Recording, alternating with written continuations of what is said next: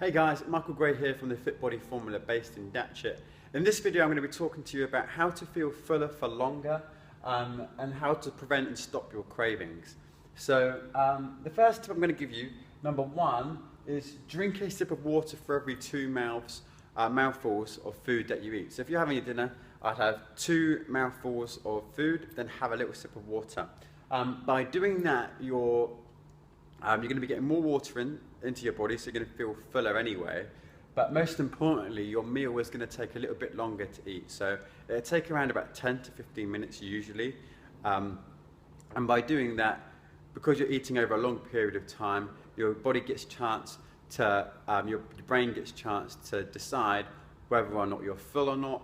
And then you're going to get full up a lot more easier rather than storming through a meal and then just like still being hungry afterwards. Especially with the water, if you end up going through a pint of water at your meal times, you're going to feel a lot fuller for longer. Now, how to, also, it's also going to depend on what your meal looks like.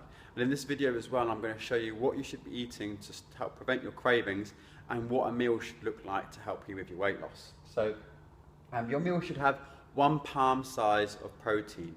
So if you was to put your hand out, cut off your fingers in your palm, that bit area there, that's where that's how much protein you would want, the size that you want in your meal to help you feel fuller. Now, protein and your non-starchy carbohydrates is what's going to help prevent your cravings, unlike having starchy carbohydrates and fruit.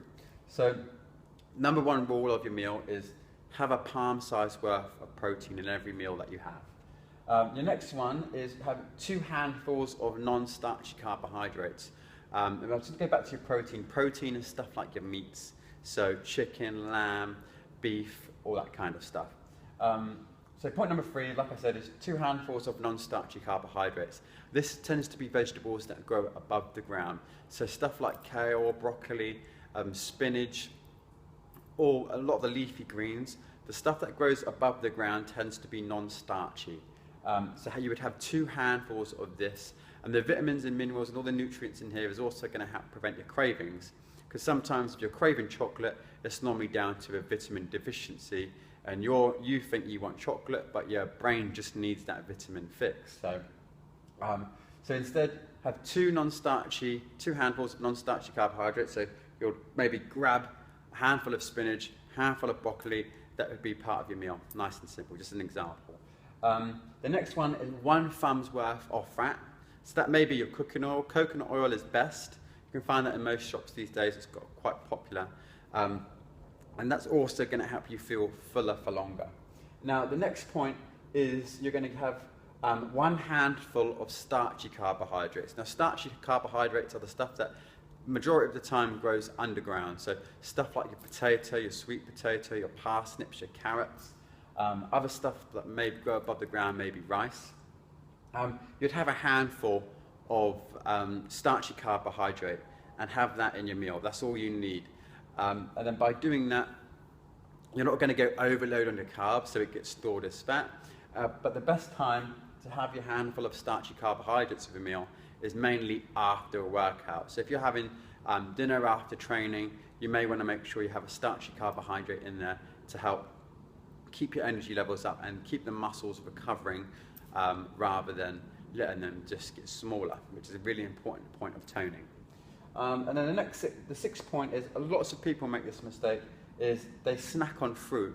Now, snacking on fruit is very sugary and it's going to make you crave more, and you're not going to be full up for as longer. So the best thing to do here is snack on stuff like fats and protein. So that may be worth having like a handful of nuts. You don't want to go for the whole pack, because I know for some nut lovers out there it can be a bit addictive, but go with a handful. Almonds are perfect, pistachios, cashews, they're all good.